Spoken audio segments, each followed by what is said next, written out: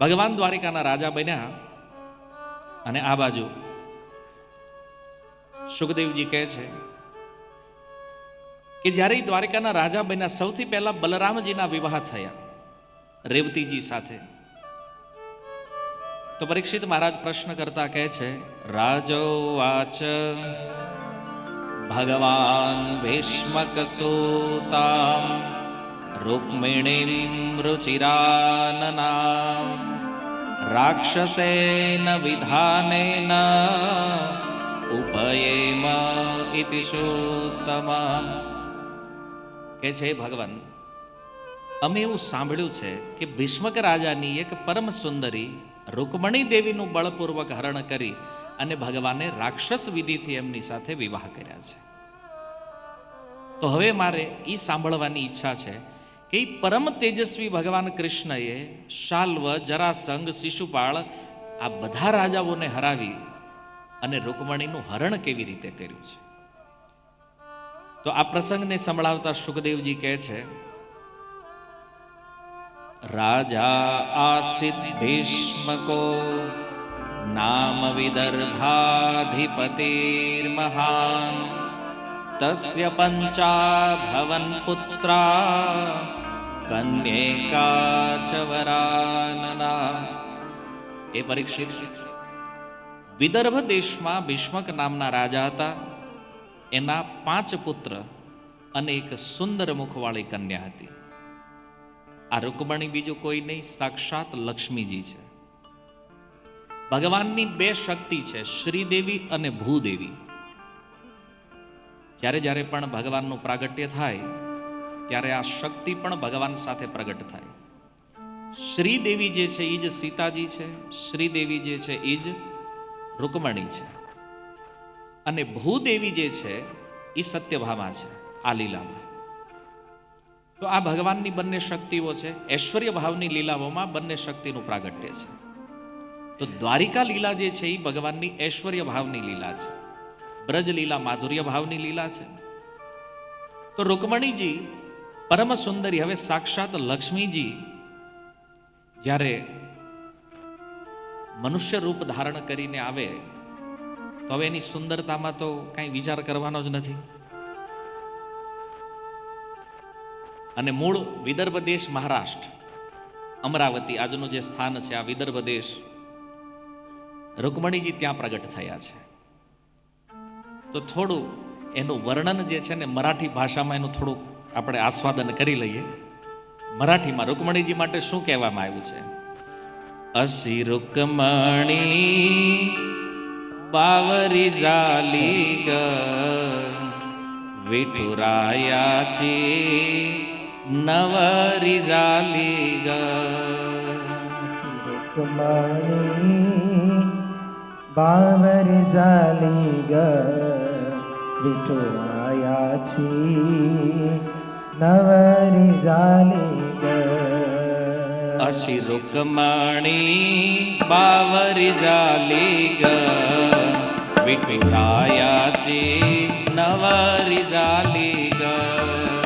અસી રૂકમણી બાવરી ઝાલી ગ વિઠુરાયાચી નવરી ઝાલી ગ. કે છે રૂકમણી જે છે બાવરી ઝાલી. ભગવાન કૃષ્ણના ગુણોનું વર્ણન સાંભળ્યું ને તો રૂકમણીજી એકદમ પાગલ થઈ ગયા છે અને એના મનમાં ઈચ્છા છે ભગવાનની પત્ની બનવાની. નવરી એટલે મરાઠીમાં પત્ની થાય, આપણે ગુજરાતીમાં બીજું થાય નવરી, પણ મરાઠીમાં પતિને કે નવરા અને પત્ની નવરી. એટલે કે છે વિઠુરાયા છે, ભગવાન વિઠ્ઠલની પત્ની છે આ રૂકમણી. કેવા છે રૂકમણી? ચંદાલા મીઠાલી ચાંદની વિઠોલા મીઠાલી રૂકમણી. ચંદાલા મીઠાલી ચાંદની વિઠોલા મીઠાલી રૂક્ષ્મણી. ચંદાલા મીઠાલી ચાંદની વિઠોલા મીઠાલી રૂકમણી. ચંદાલા મીઠાલી ચાંદની વિઠોલા મીઠાલી રૂક્ષ્મણી. ધરણી માતા હી પ્રગટ ઝાલી ગ વિઠુરાયાચી નવરી ઝાલી ગ.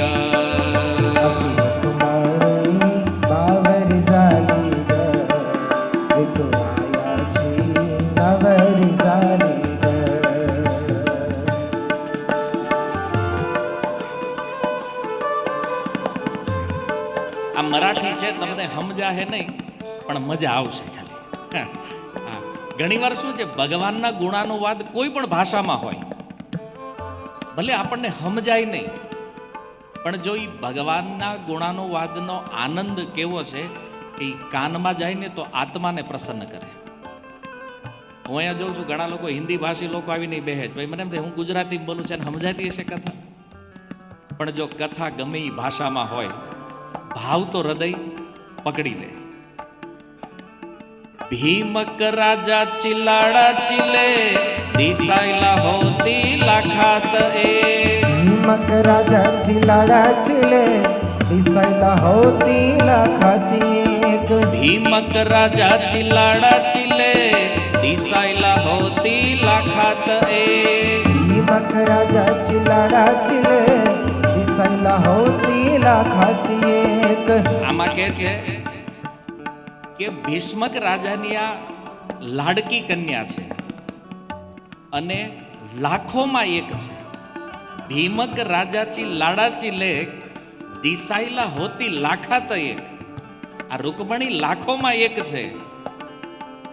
ભીમક રાજાચી લાડાચી લે દિસાયલા હોતી લાખાત એ.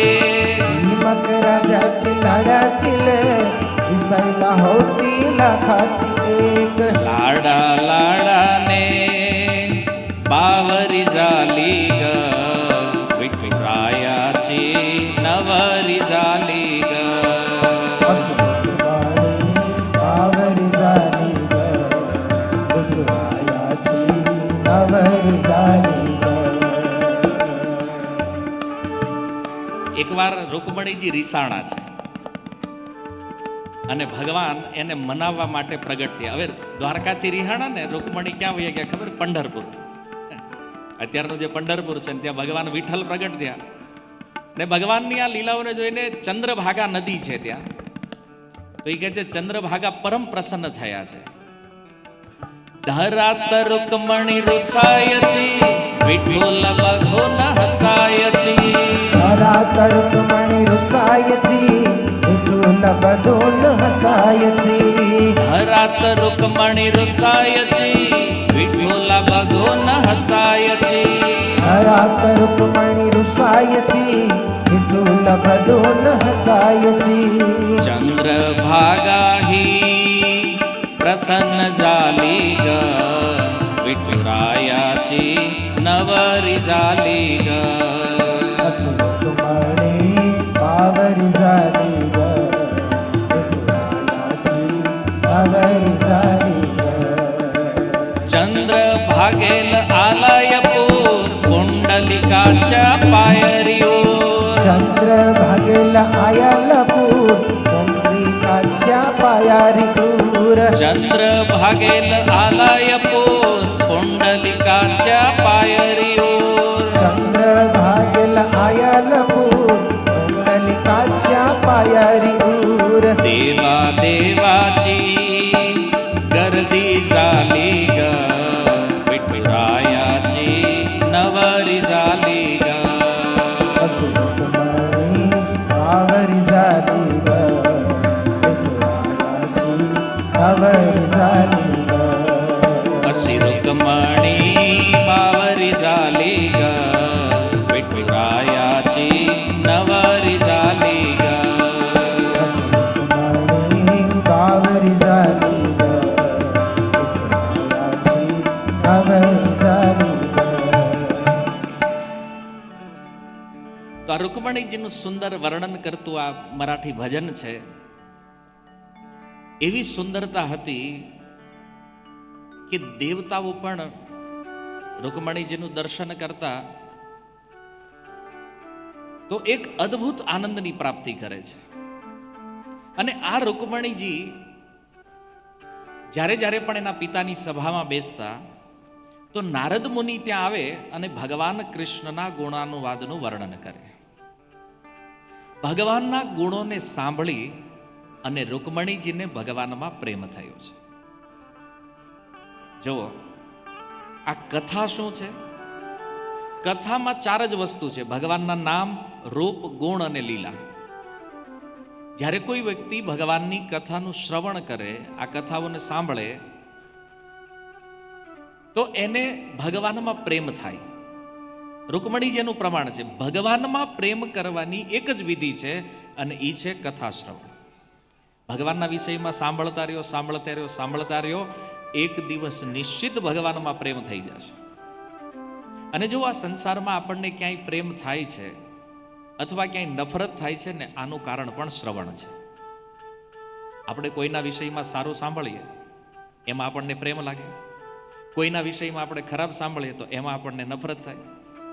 હવે જો આપણે સાંભળ્યું છે કે કોઈ ક્રિકેટર બહુ મહાન છે, બહુ સારું ક્રિકેટ રમે છે, ટીવીમાં જોઈએ તો આપણને એ ગમે છે કે નહીં?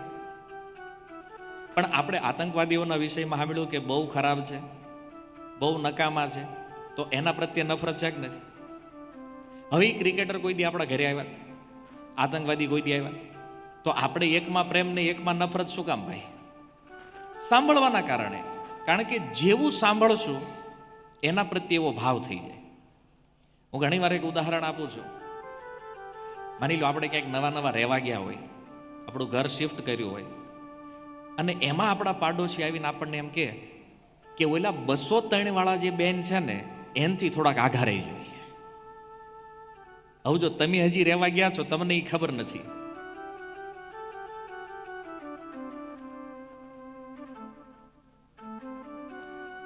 આપણે તો એને જાણતા નથી. અને પણ આપણા પાડોશીએ કીધું 203 વાળાથી આઘું રહેવાનું, એટલે એ હાલે નથી, આપણે આમ હાલવી.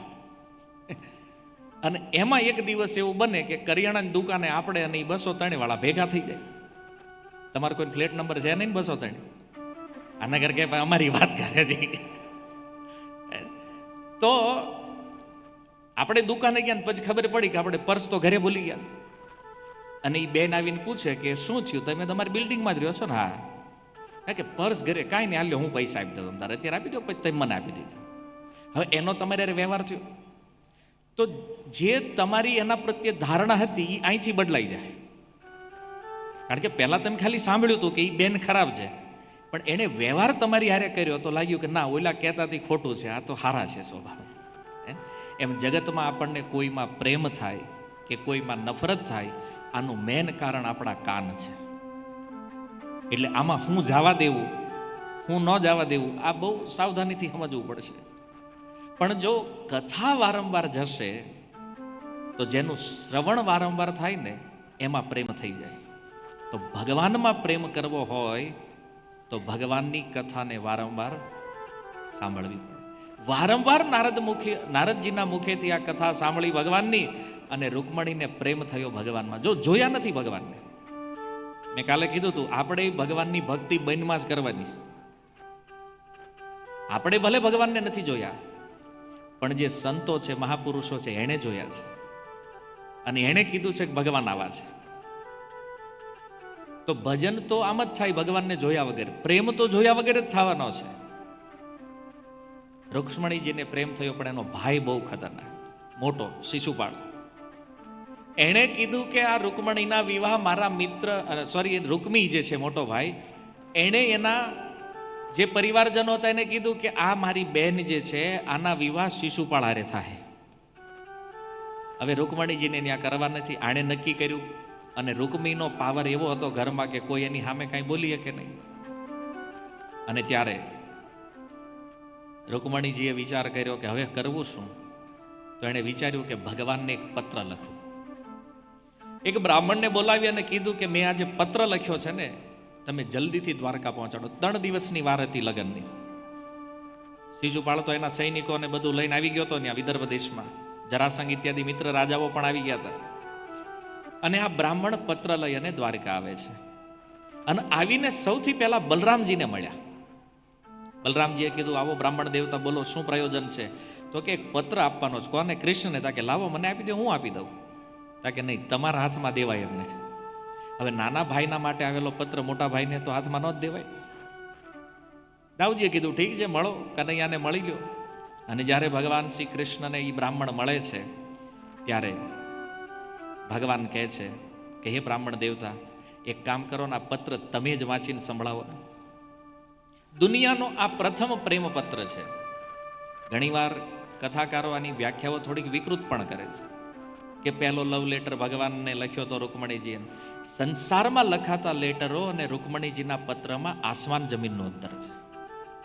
આ પત્રમાં ભગવાનના નામરૂપ ગુણ લીલા, ખાસ તો ભગવાનના ગુણોની ચર્ચા છે, જે સાંભળવાથી પણ ભગવાનમાં ભક્તિ થઈ જાય.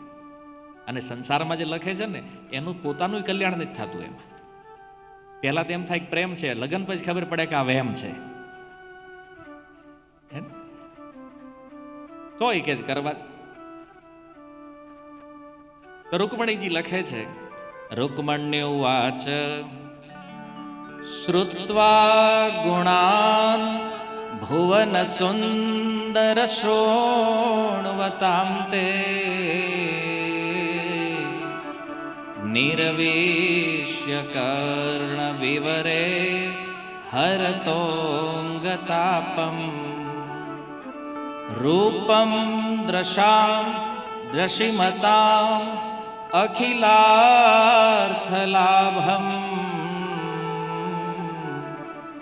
ત્વય્યુત વિશતિ પત્રમપત્રપમ મે.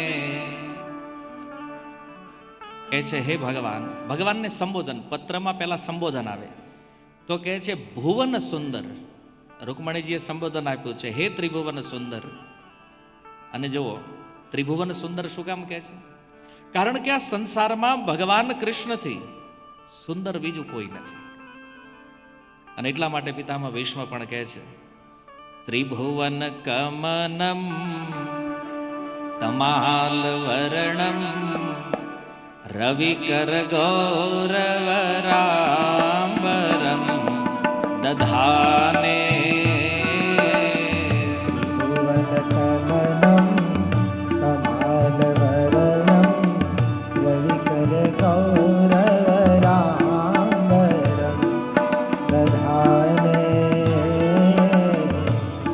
ભીષ્મ કહે છે ત્રિભુવન કમનમ, હે પ્રભુ આ ત્રિભુવનમાં તમારાથી કમનીય બીજું કોઈ નથી. રૂકમણીજી પણ કહે છે ત્રિભુવન સુંદર. હે પ્રભુ શ્રુત્વા ગુણાન, પ્રથમ શ્લોકનો પ્રથમ શબ્દ છે શ્રુત્વા ગુણાન. હે પ્રભુ મેં તમારા ગુણોનું શ્રવણ કર્યું છે, તમારા ગુણોને સાંભળ્યા છે. અને જ્યારે એ તમારા ગુણાનુવાદ આ કર્ણદ્વારથી જ્યારે અંદર પ્રવિષ્ટ થાય છે, અંતઃકરણમાં પ્રવિષ્ટ થાય છે, ત્યારે કહે છે પ્રભુ તમારા વિરહનો જે અંગ તાપ છે, તમારા વિરહથી આ શરીરની જે જ્વાળાઓ છે, એ પ્રભુ આ અંગ તાપના સંતાપને હરવાવાળા છે. આ ગુણાનુવાદ, આ પત્રને આપણે આપણી ઉપર લેવો હોય તો કેવી રીતે આવશે? માની લો આપણે ભગવાનને પત્ર લખીએ છીએ તો કહીએ છીએ કે હે પ્રભુ તમારા આ જ્યારે ગુણાનુવાદ અમે સાંભળીએ છીએ ને, ત્યારે શું થાય છે? અમારા અનંત અનંત જન્મોનો જે તાપ છે, આ ત્રિવિધ તાપ, આદિ દૈવિક, આદિ ભૌતિક, આદિ આધ્યાત્મિક દુઃખનો જે તાપ છે, એ પ્રભુ તમારા ગુણ જ્યારે આ કાનથી અંદર અંતઃકરણમાં ઉતરે ત્યારે અમારા અનંત જન્મોના તાપને હરવા વાળો છે. આ સંસારમાં જેટલા પણ નેત્રવાળા લોકો છે, જેટલા પણ આંખવાળા પ્રાણીઓ છે, એ કહે છે રૂપમ દ્રશામ દશિમતામ અખિલ લાભ. આ આંખનો એકમાત્ર લાભ એ છે કે પ્રભુ આ આંખોથી તમારા રૂપનું દર્શન કરતા રહે. અખિયા વહી જો દર્શન કિયા કરે. સાચી આંખ એ છે જે ભગવાનના રૂપનું દર્શન કરે. બાકી તો સંસારનું દર્શન કરીએ એટલે મતિ સંસારમાં વહી જાય. દર્શન કરવા યોગ્ય વ્યક્તિ ભગવાન છે. મંદિરોમાં શ્રી વિગ્રહના રૂપમાં આપણે ભગવાનને બિરાજમાન કરીએ છીએ, અને એ રૂપ જે છે ને જોવાલાયક વસ્તુ આ જગતમાં ઈ છે. આજકાલ આપણે જોઈએ તો કોઈ સંસારની વસ્તુઓના રૂપમાં મોહિત થાય, કોઈ સ્ત્રીઓના રૂપમાં મોહિત થાય, કોઈ પુરુષોના રૂપમાં મોહિત થાય.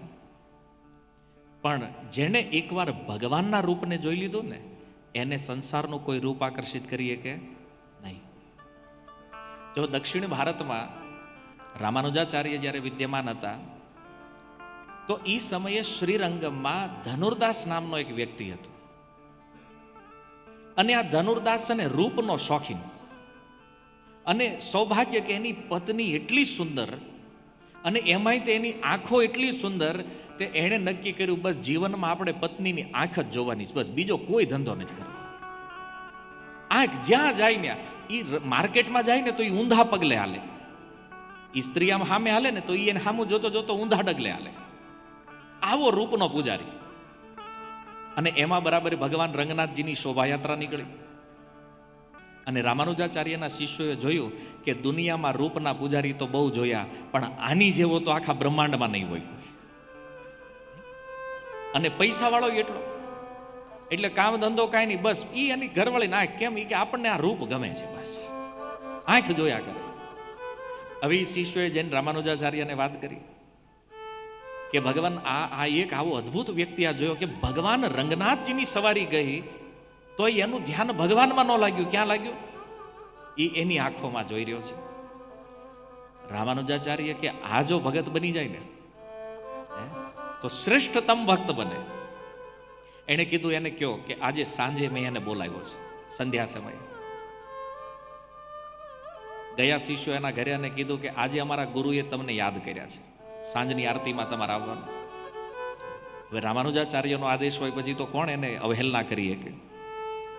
અને પૂજારીને સૂચના આપી રામાનુજાચાર્ય કે રંગનાથજીની આરતી કરતા કરતા જ્યારે મુખ પાસે આવે ને ત્યારે આરતી ત્યાં સ્થિર કરી દીધી. અને ભગવાન રંગનાથજીને પ્રાર્થના કરી કે પ્રભુ એક રૂપનો પૂજારી આજ આવવાનો છે, આજ તમારા રૂપનું એને એવું દર્શન કરાવો કે સંસારનું રૂપ ભૂલી જાય. અને જો જ્યારે આ વ્યક્તિ મંદિરમાં આવે છે ધનુર્દાસ, રામાનુજાચાર્યની પ્રાર્થનાથી ભગવાન રંગનાથ સ્વયં પ્રગટ થયા એ મૂર્તિમાં. અને પૂજારી જ્યારે આરતી કરતા કરતા આંખ પાસે મુખ પાસે જ્યારે આરતી સ્થિર કરી અને રામાનુજાચાર્યએ કીધું કે તું જે આંખમાં આસક્ત છો એનાથી તે શ્રેષ્ઠ રૂપ બતાવું તો? ધનુર્દાસ કે હોય જ નહીં, પણ બતાવું તો કે ઓલું મૂકીને એને જોવાનું ચાલુ કરશું આપણે તો રૂપ હારે મતલબ છે. અને ત્યારે પેલોર પાસેથી બહાર ખેંચીને લાવ્યા જો આ ભગવાન, અને રંગનાથજીની આંખો જોઈ ધનુર્દાસે, અને ત્યારે એના રામાનુજાચાર્યના ચરણમાં પડી ગઈ. આજથી તમે મારા ગુરુ અને હું તમારો શિષ્ય છું. અને કેવો ભક્ત બન્યો કે રામાનુજાચાર્ય કાવેરીમાં સ્નાન કરવા જતા ને તો એના ખભે હાથ રાખીને જતા રોજ. તો ઓલા જૂના શિષ્યો હતા ને એને ઈર્ષા થઈ, હારો કાલ હવારનો આવેલો ને ગુરુને પ્રિય આ થઈ ગયો, આ તો થોડુંક અઘરું છે. તો રામાનુજાચાર્યને થયું આની પરીક્ષા કરવા દે. ધનુર્દાસને પોતાની પાસે બેસાડી અને એના શિષ્યોને કીધું આની પત્નીના ઘરેણા ચોરતાઓ જાવ એના ઘરેથી. તો એની પત્ની જે છે ને એ સૂતી હતી પડખું ફરીને. તો રામાનુજાચાર્યના શિષ્યોએ એક બાજુના ઘરેણા ઉતારી લીધા. હવે સીધી વાત છે, કોઈ ઘરેણા ઉતારે તો નીંદ તો ખુલી જાય. તો એણે જોયું કે આ તો બધા ગુરુ ભાઈઓ છે અને ઘરેણાની ચોરી કરવા આવ્યા, કંઈક હારી જરૂર હોય તો જ ચોરી કરે ને, નકર રામાનુજાચાર્યના શિષ્યો ચોરી થોડી કરે. તો એને એમ થયું કે આ બીજી બાજુના ઉતારી લે. એણે બીજું પડખું ફરવા જેમ હલ્યા ને ત્યાં ઓલા ભાગ્યા. એને એમ કે આ જાગી જાય પકડાઈ જાવ. આવડાનું ન્યા પગવું અને ધનુર્દાસનું ઘરે પહોંચવું. ધનુર્દાસે આવીને જોયું કે પત્નીના એક બાજુના ઘરેણા છે ને એક બાજુના નથી. ધનુર્દાસે પૂછ્યું આ શું છે? એ કે આપણા ગુરુ ભાઈઓ આવ્યા હતા, કંઈક ધનની જરૂર હશે, તે એક બાજુના ઘરેણા લઈ ગયા અને મને એમ કે હું પડખું ફરું તો બીજી બાજુના ઉતારી લે, પણ જાગવાની બીકે એ ભાગી ગયા. ધનુર્દાસ એને ખીજાણા, એ કે તારે દેવાની દાનત નહોતી, નહીતર તારે હલવાની શું જરૂર હતી, એ તોય લઈ લે તારી પાસેથી. અને આ બાજુ જ્યારે આવડા શિષ્યો ત્યાં પહોંચ્યા, ઘરેણા રામાનુજાચાર્યને આપ્યા અને પછી કીધું હવે હુઈ જાઓ, કાલે સવારે મળજો. અને સવારે શું કર્યું ખબર? રામાનુજાચાર્ય છે ને ધોતિયા ફાડી નાખ્યા બધાને, જ્યાં કંઈક ફૂગવાય છે ફાડી નાખ્યા. અને સવારમાં જે બાંધ્યા આવડા પછી, અને પછી જે સભા બોલાવી રામાનુજાચાર્યને એમણે કીધું કે જુઓ, જે ધનુર્દાસની તમે નિંદા કરો છો ને, સોનાના ઘરેણા આપવામાં તેને કોઈ સંકોચ નથી, અને તમારા મન હજી ધોતીમાં અટવાણા છે. આ એના ખંભે હાથ રાખીને હાલો છો ને, આ એનો વૈરાગ્ય, એનું સમર્પણ જે છે. પણ જુઓ કે ભગવાનનું રૂપ એવું છે, મૂળ સિદ્ધાંત વાત એ છે કે એકવાર આ રૂપનું કોઈ દર્શન કરે ને પછી સંસારના રૂપને ભૂલી જાય. સંસારનું કોઈ રૂપ એને આકર્ષિત ન કરી શકે. આવું આ દિવ્ય રૂપ છે. રૂકમણીજી કહે છે, રૂપમ દ્રશા દ્રશિમતામ અખિલાર્થ લાભમ. આંખોનું પરમ સૌભાગ્ય એ છે કે તમારા રૂપનું દર્શન કરે. કેમ? કારણ કે તમારા રૂપનું દર્શન બધા પુરુષાર્થોને પ્રાપ્ત કરાવવા વાળું છે. અને હે કૃષ્ણ, મારું ચિત્ત ત્વય અચ્યુત વિશતિ ચિત્તમ પત્રપમે. મારી લજ્જાને નેવે મૂકી અને મારું ચિત્ત પ્રભુ તમારામાં આકૃષ્ટ થયું છે. રૂકમણીજીએ વિચાર કર્યો કે કદાચ કૃષ્ણ પ્રેમનો અસ્વીકાર કરી દેતો, કદાચ ના પાડી દેતો, તો દ્વિતીય શ્લોકમાં કહે છે કે હે પ્રેમ સ્વરૂપ શ્યામ સુંદર, આપણા બેયના કુળ એક છે, શીલ એક છે, રૂપ એક છે, વિદ્યા એક છે, દ્રવ્ય ધામ બધું જ સમાન છે, એટલે ના પાડવાનો કોઈ પ્રશ્ન નથી. આ કદાચ એવું થાય કે આપણું લેવલ બરાબર નથી એટલે આ મને મંજૂર નથી, કદાચ ના પાડે કૃષ્ણ. પણ કૃષ્ણનો તો સ્વભાવ છે ભાઈ, એને કોઈ મારવા આવે કે કોઈ પ્રેમ કરવા એ તો બધાનો સ્વીકાર કરે છે, ના કોઈને નથી. પણ છતાં રૂકમણીજી કહે છે કે આપણું બધું જ સમાન છે, હું પણ રાજકુળથી છું, તમે પણ રાજકુળથી છો. તો આ મનુષ્ય લોકમાં જેટલા પણ પ્રાણી છે આ બધા જ્યારે આપનું દર્શન કરે છે ત્યારે હે પ્રભુ એ પોતાના મનમાં શાંતિનો અનુભવ કરે છે, આનંદિત થાય છે. હે પુરુષોમાં શ્રેષ્ઠ કૃષ્ણ, હવે તમે જ કહો કે આ જગતમાં કુળવાન, ગુણવાન, ધૈર્યવાન એવી કઈ કન્યા હશે જે વિવાહ યોગ્ય થઈ હોય અને પતિના રૂપમાં આપનું વરણ ન કરે, આપને ન ચાહતી હોય, અને જો ભગવાન પતિના રૂપમાં મળે, આનાથી મોટું સૌભાગ્ય બીજું શું હોય? રૂકમણીજીનો એવો સુંદર પત્ર છે, પણ આપણી પાસે થોડીક સમયની મર્યાદા છે. કીધું ને, આવે ઘરે જઈને ભાગવતમાં આપણે વાંચવાનું છે. દ્વારિકા લીલામાં રૂકમણીજીનો આ પત્ર વાંચ્યો. પત્ર સાંભળી અને ભગવાન કૃષ્ણ કહે છે શુભસ્ય શીઘ્રમ. આમાં પછી ઢીલ ન હોય. પણ પોતાનો ઉત્તર બ્રાહ્મણને આપતા ભગવાન કહે છે, હે બ્રહ્મદેવ, તથા અહમ અપી તચ્ચિત્તો નિંદ્રાચન લભે નિશી. રૂકમણી જેમ મને પ્રેમ કરે ને એમ હું પણ એને પ્રેમ કરું છું. અને આજે ઓલા પિક્ચરમાં કહેતા હોય ને, પ્રેમ થઈ ગયો તો મને રાતે ઊંઘ નહીં થતી, ભગવાન કહે છે નિદ્રાચન લભે નિશી. રૂકમણીની યાદમાં મને રાતે ઊંઘ નથી આવતી. ઓલા તો ખોટું કહે છે, ભગવાન સત્ય કહે છે. કેમ? કારણ કે જે ભગવાનનું સ્મરણ કરે, જે ભગવાનને પ્રેમ કરે, એને ભગવાન પણ પ્રેમ કરે છે. તો બ્રાહ્મણ દેવ કે હવે તો ઓલા જાન લઈને આવી ગયા છે, આપણે ઉતાવળ કરવી પડશે. ભગવાન કે એમાં શું વાંધો, આપણો રથ રેડી છે. દારૂકને બોલાવ્યા, રથ લઈને આવો. અને ભગવાન એ બ્રાહ્મણ દેવતાને પહેલા રથ ઉપર ચડાવ્યા, પછી પોતે બેઠા અને એ પહોંચ્યા વિદર્ભ. વિદર્ભની અંદર પહોંચ્યા. ભીષ્મક રાજાએ ભગવાનનું ખૂબ સુંદર સ્વાગત કર્યું. જેમ મથુરાવાળાને ભગવાનનું રૂપ જોઈને આશ્ચર્ય થયું, એમ વિદર્ભ દેશના લોકો પણ વિચારવા માંડ્યા કે આપણી રૂકમણીને જો આ વર મળી જાય ને તો પછી આપણું ભાગ ખુલી જાય. હવે એક વિચાર કરો કે રૂક્ષ્મણીજીના વિવાહ જો કૃષ્ણ હારે થાય તો એ તો પછી સાસરે દ્વારકા વહી આવે. એમાં વિદર્ભ વાળાને શું લાભ છે? તો વિદર્ભ વાળાનો લાભ એ છે કે ક્યારેક ક્યારેક જમાઈ જો હારે આટો મારે તો આ અદ્ભુત રૂપનું દર્શન આપણને થતું રહે. એ લોકોનો એ ભાવ હતો મનમાં કે ભાઈ એ બાને આપણને આ રૂપનું દર્શન થાય. અને ખૂબ સુંદર ભગવાનનું સ્વાગત થયું. મહેલમાં રોકાણા. રૂકમણીજીની ચિંતા એ તો તમે વિચારી શકો છો એ કયા લેવલમાં ટેન્શનમાં છે. એ બ્રાહ્મણ દેવતાને જ્યારે આવતા જોયા અને બ્રાહ્મણ દેવતાના મુખ ઉપર હાસ્ય જોયું તો રૂકમણીજી સમજી ગયા કે આપણું કામ થઈ ગયું છે. અને રૂકમણીજીએ કીધું કે હે બ્રાહ્મણ દેવતા, પત્રમાં તો આપણે જણાવી જ દીધું છે કે દુર્ગા દેવીના મંદિરે હું જાઉં ને ત્યાંથી મારું હરણ કરવાનું છે. દુર્ગા દેવીની પૂજા માટે જ્યારે રૂકમણીજી પોતાની સખીઓ સાથે માતાના મંદિરમાં આવે, માતાને સુંદર પ્રાર્થના કરી અને પ્રાર્થના કરતા કરતા જ્યારે પાછા ફરે છે ને તો ધીમે ધીમે ધીમે ધીમે ડગલા માંડે છે. કેમ? એને થયું કે કદાચ જો આ મંદિરના પગથિયા પૂરા થઈ ગયા અને દ્વારકાધીશ આ ટાઈમે ન આવ્યા તો આખો પ્રોગ્રામ બગડી જાય. અને ધીરે ધીરે ચાલતા જોયું તો એ દ્વારકાની ધજા દેખાણી, જે રથ ઉપર ગરુડ ધ્વજ રથ જે છે ભગવાનનો, એ ધજાને જોઈ અને રૂકમણીજીને ઉત્સાહ આવ્યો અને ઉત્સાહમાં ચાલતા ચાલતા આગળ વધે. હાથ પકડી અને ભગવાને રૂકમણીજીને રથમાં બેહાડ્યા અને રૂકમણી કહે છે પ્રભુ જલ્દી હાલો. ભગવાન કે એમ નહીં, આવડાને ખબર તો પડવી જોઈએ ને હું આવ્યો છું અહીંયા.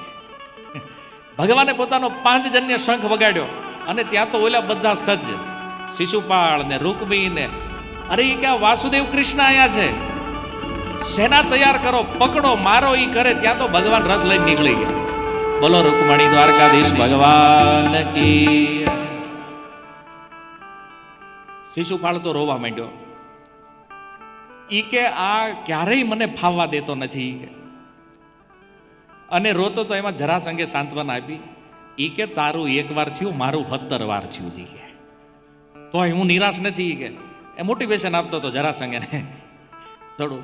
અને આ બાજુ રૂકમીએ કીધું કે હમણાં એને પકડીને લાગુ, મારી બેનનું હરણ કરીને ગયો છે. અને રૂકમી પાછળ ત્યાં બલરામજી સેના લઈને પહોંચ્યા. તો જે સેના હતી એને બલરામજીએ રોકી દીધી અને રૂકમીનો રથ આગળ વધ્યો. ભગવાન કૃષ્ણને થયું આને આજે સબક શીખવાડવો પડશે. ભગવાને રથ યુટર્ન લીધો, રૂકમીના રથની સામે બંને વચ્ચે યુદ્ધ થયું અને ભગવાને રૂકમીને એવો ખતરનાક ઘાયલ કર્યો. ભગવાન જેવા તલવાર લઈને મારવા જાય, રૂકમણે કીધું પ્રભુ ભાઈ છે મારો, હજી આજ મારા વિવાહ થવાના છે, ગમે એવો દુષ્ટ છે પણ ભાઈ છે ને, તમે આને છોડી દો. તો રૂકમીને અપમાનિત કરી અને ભગવાને ત્યાંથી છોડી દીધો. પછી નગરમાં ન ગયો, એણે નવું નગર વસાવ્યું. પછી એ બધી કથા વિસ્તૃત છે એની. આ બાજુ ભગવાન રૂકમણીજીને લઈ અને ગુજરાતની હદમાં પ્રવેશ કરે. માધવપુર નામનું એક સ્થાન છે, આજે પણ છે, સમુદ્ર તટે, જ્યાં ભગવાન શ્રી કૃષ્ણ અને રૂકમણીજીના વિવાહ થયા. અને દ્વારકાવાસીઓ પણ ત્યાં ઉપસ્થિત થયા વિવાહનો આનંદ લેવા માટે. તો આ રીતે વિદર્ભ દેશની અંદર જેટલા પણ શત્રુઓ હતા, સુખદેવજી કહે છે કે જેમ શિયાળના ટોળા વચ્ચેથી સિંહ પોતાનો ભાગ લઈને વહી જાય, એમ ભગવાને રૂકમણીજીનું હરણ કરી અને આ બધા રાજાઓના અભિમાનને શૂન્ય કરાવી દીધું. ને ખૂબ સુંદર ભગવાનના વિવાહ થઈ રહ્યા છે. હવે આપણે તો પ્રેક્ટિકલ વિવાહ નહીં પણ મનોમય વિવાહમાં પ્રવેશ કરીએ એક ગીત દ્વારા, અને પછી કથાનો દોર આગળ વધારીએ. માધવપુરનો માંડવો ને જાદવ કુળની જાન, પરણે રાણી રૂક્ષમણી વરવાંછિત શ્રી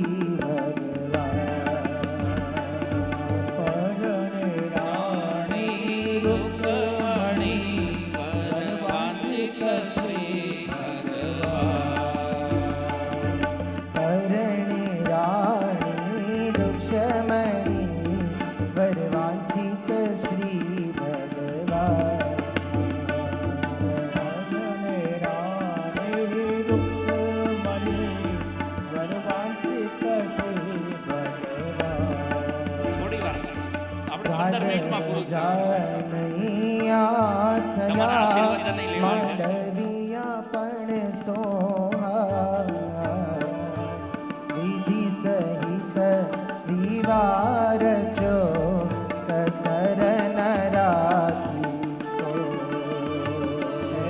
વિધિ સહિત વિવાર જો કસર ન રાખી. પાયે બાજુ બંધ બેર ખા, કોટે કૌસ્તુભમણીનો શોભે ઘણા શણગારમાં, પીતાંબર માધવપુરનો માંડવો ને જાદવ કુળની જાન, પરણે રાણી રૂક્ષમણી વરવાંછિત શ્રી ભગવાન.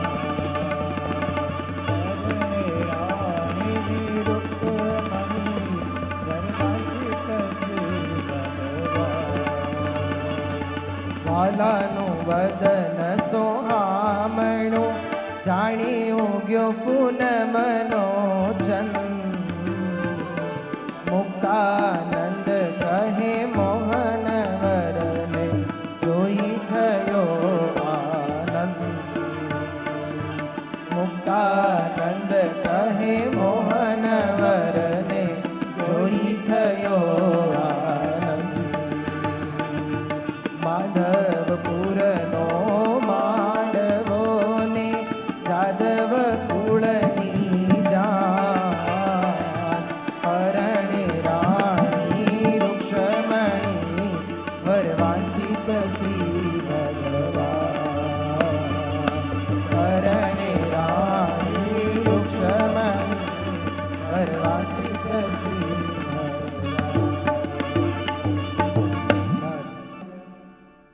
ખૂબ સુંદર ભગવાન શ્રી કૃષ્ણચંદ્ર અને લક્ષ્મી સ્વરૂપા માતા રૂકમણીજીના વિવાહ થયા.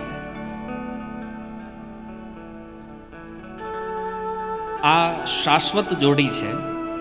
ભલે સંસારમાં એવું લાગે છે ભગવાનના વિવાહ થયા, તો લક્ષ્મીનારાયણ ભગવાન કૃષ્ણ રૂકમણીના રૂપમાં પૃથ્વી ઉપર પ્રગટ, એમનો આ સુંદર સંજોગ થયો. દ્વારિકામાં અદ્ભુત આનંદનો ઉત્સવ છે. ત્યારબાદ ભગવાનના એક એક કરીને બીજા 7 વિવાહ થયા. સત્યભામા, જાંબવતી, લક્ષ્મણા, આ બધી કન્યાઓથી. અને નરકાસુરના વધ કરી અને 16,000 કન્યાઓને એની કેદમાંથી મુક્ત કરાવી. એ 16,100 કન્યાઓ. એણે કીધું, પ્રભુ હવે અમારું કોણ પાણી ગ્રહણ કરશે? ત્યારે ભગવાને કીધું, જેનું કોઈ નથી એનો હું છું. આ 16,100 કન્યાઓ સાથે વિવાહ કરી અને ભગવાને 16,108 વિવાહ કર્યા.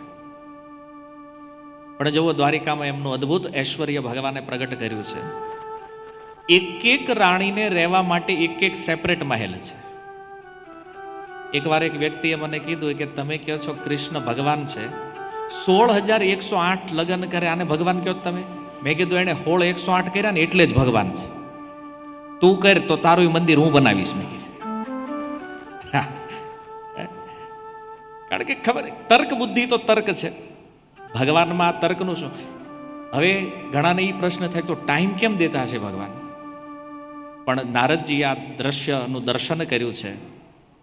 એ નારદ મુનિ જ્યારે આકાશ માર્ગેથી દ્વારિકામાં આવતા એ જોતા કે 16,108 રૂપમાં ભગવાને પોતાનો વિસ્તાર કરી અને હરેક રાણીઓને એક સાથે સમય આપી રહ્યા છે. રૂકમણીજીને ત્યાં ભોજન કરતા હોય તો સત્યભામાને ત્યાં ઝોલા ઉપર હિંચકતા હોય, અલગ અલગ લીલાઓથી. જો યોગીઓ પણ પોતાના સ્વરૂપનો વિસ્તાર કરે. કોઈ મનુષ્ય યોગમાં સિદ્ધિ પ્રાપ્ત કરે ને તો એના 49 રૂપ થાય, પણ એમાં શું થાય કે બધા રૂપ એક જ હરખું કામ કરે. જો અહીંયા કોઈ બેઠું છે તો ઓલા 48 બીજા બેઠા જ હોય. પણ ભગવાનના રૂપ વિસ્તારમાં શું અંતર છે કે ભગવાન કોઈ પણ સમયે, કોઈ પણ સ્થાનમાં, કોઈ પણ વ્યક્તિ સાથે કોઈ પણ લીલાઓ કરી શકે છે. આ ભગવાન અને યોગીઓમાં પણ અંતર હોય છે. તો આ રીતે દ્વારિકામાં પણ અનેક લીલાઓ ભગવાને કરી.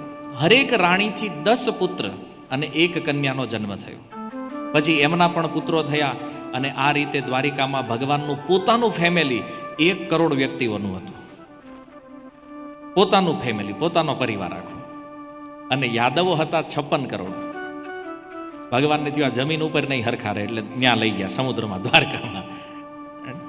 અને સૌથી શક્તિશાળી સામ્રાજ્ય ભગવાને દ્વારકામાં સ્થાપિત કર્યું.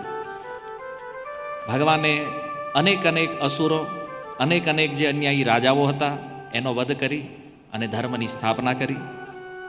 અને ત્યારબાદ ભગવાને 125 વર્ષ બાદ પોતાની લીલા સંવરણ કરી.